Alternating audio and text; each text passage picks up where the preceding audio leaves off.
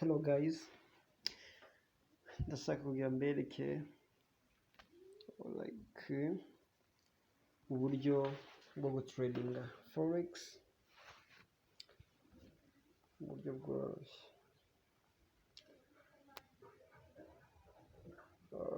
This is the profit of today. But guys, ukora amafaranga wicaye mu rugo, ushiramo trade zawe zikaraninga, profit yamara kugeramo ukayifata. Like you see, ubu biri muri negative 2.23 in total, ariko I will keep waiting, and after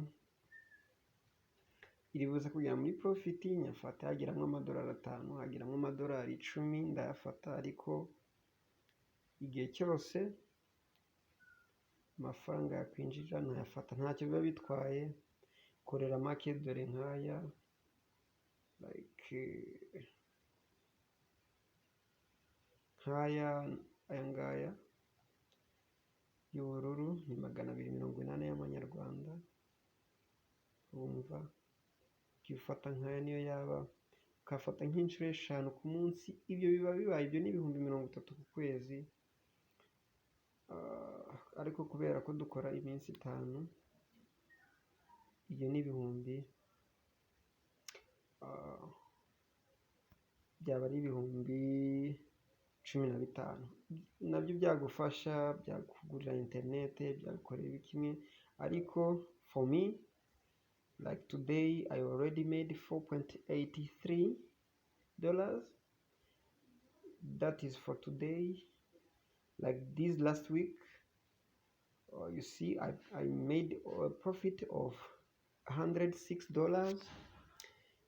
Ni nyinshi, nta kazi wapfa kubona kazajya kapfa kuguhemba ibi byose ku cyumweru kimwe.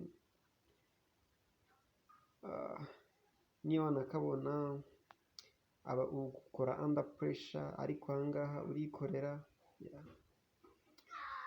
So guys, go ahead and make money in forex. I nashizemo 51 ndaya growinga, nkora profit ya 106.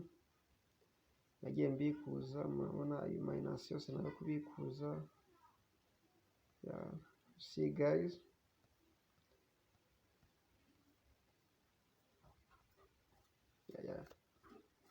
this is the history. Last month nabikuje 980. Guys, you have to wake up and open your eyes, see where your money is. Don't sleep guys. Let me go to the keep waiting. Okay, I put my take profit here, so after it reaches there I get my profit, and then I am done with the today's business. After making like $5 or $6, that will be enough. Okay, thank you. And if you wanna reach out on me and you wanna study how to trade forex,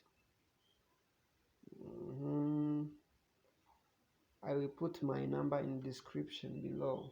Ndibuze gushira nimero yanjye muri description hasi, then noneho muze mu joininge.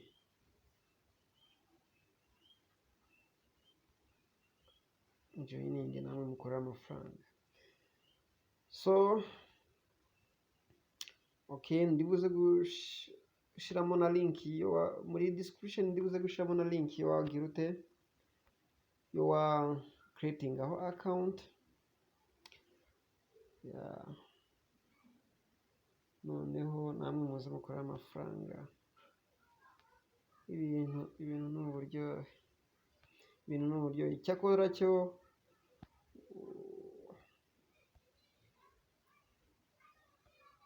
ubikora wize, ubanza kwiga ukamenya strategies zikoreshwa, ukamenya